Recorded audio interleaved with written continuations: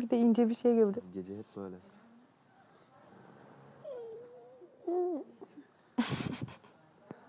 Abi çok tatlı uyuyor ama ya. Çok komik. Böyle Abi, diyorlar mı acaba? Şu an bizde mi? bizde. Bizde mi şu an? Evet. Ekran bizde mi? Evet. Ver abi siz.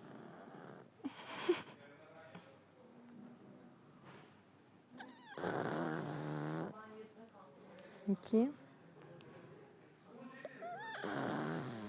Gidiyor mu ses acaba? Kesin gider bence. Ha,